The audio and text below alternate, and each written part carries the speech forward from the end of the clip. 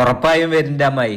വന്നാ മാത്രം പോരാ മോനെ. 2 കൊല്ലം മുന്നേ നിന്റെ അനിയത്തിയുടെ കല്യാണത്തിന് 3/4 പവൻ മോതിരം ഞാൻ കൊടുത്തിരുന്നു. അതുകൂടെ ഓർത്തിട്ട് വേണം വരാൻ. ഓർമ്മയുണ്ട് അമ്മായി, എന്നെ കൊണ്ട് പറ്റുന്നത് ഞാൻ ചെയ്യാം. ശരി മക്കളെ. ശരി അമ്മായി. ചേട്ടാ, എവിടുന്ന് കടം വാങ്ങിയിട്ടാണെങ്കിലും നമുക്ക് അമ്മായിയുടെ മോൾക്ക് സ്വർണം കൊടുക്കണം.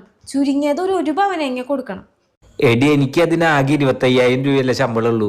അതൊന്നും എങ്ങനെ വാങ്ങാനാ? ചേട്ടാ എന്ത് വർത്താനാ പറയണത്? അവസാനം വരെ നമുക്ക് നമ്മുടെ സ്വന്തക്കാരെ ഉണ്ടാവുള്ളൂ. അമ്മായിക്ക് സന്തോഷം വരുന്നത് എന്താണെന്ന് വെച്ചാൽ ചെയ്യാൻ നോക്ക്. മാഡം, എനിക്കൊരു 2 മാസത്തെ സാലറി അഡ്വാൻസ് ആയിട്ട് തരാൻ പറ്റുമോ? നിങ്ങൾ ജോലിക്ക് കയറിയിട്ട് 6 മാസേ ആയുള്ളൂ. അതിനിടയിൽ എങ്ങനെ 2 മാസത്തെ സാലറി അഡ്വാൻസ് തരിക? ഹലോ, ഒരു 50,000 രൂപ കടം തരാൻ പറ്റുമോ? ഞാൻ നാട്ടിലില്ല, എനിക്കൊന്നും തരാൻ പറ്റില്ല.